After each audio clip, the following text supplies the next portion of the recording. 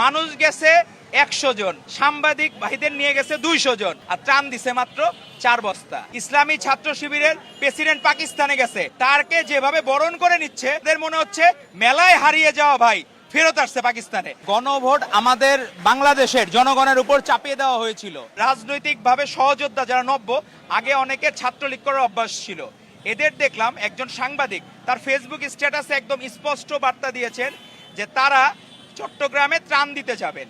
সাংবাদিকরা অনেকেই যাইতে চায় না, আমাদের বন্ধুরা এদেরকে জোর করে নিয়ে গেছে, সেখানে 3 ট্রাক ভর্তি মানুষ নিয়ে গেছে, কোনো ত্রাণ ছিল না। যারা বানবাসী মানুষ, এদের তো মানুষের দরকার নাই, এদের ত্রাণের দরকার ছিল।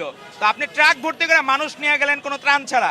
আবার সেই সাংবাদিক বলেছেন ওনার নিজের দামি ডিভাইসগুলা সেটা ভিজে যাইতে পারে বা নষ্ট হইতে পারে, সেখানে তাকে ফোর্স করছে কুমিল্লার এক এনসিপি নেতা, আপনি না গেলে আপনার খবর আছে। সেখানে যে মাত্র 4টা নাকি ত্রাণ দিছে, মানুষ গেছে 100 জন, সাংবাদিক ভাইদের নিয়ে গেছে 200 জন, আর ত্রাণ দিছে মাত্র 4 বস্তা। এই যে রাজনৈতিক চর্চা, অপচর্চা, এটা ছিল ফ্যাসিস্ট হাসিনার আমলে ছিল। হাসিনা এবং তার দোসররা এই অপকর্ম করত এবং তারা নিজেরা লুটপাট করতো সব। গণভোট আমাদের বাংলাদেশের জনগণের উপর চাপিয়ে দেওয়া হয়েছিল। গণভোটের সেখানে 4টি যে পয়েন্ট ছিল, এর মধ্যে 3.5টি পয়েন্টে আমরা একমত আছি, কিন্তু বাকি যে অর্ধেক পয়েন্ট এখন সেখানে হয়েছে 100% আমরা যদি না মানি, আমরা কেন আমাদের উপর আমরা কেন আদিষ্ট হব।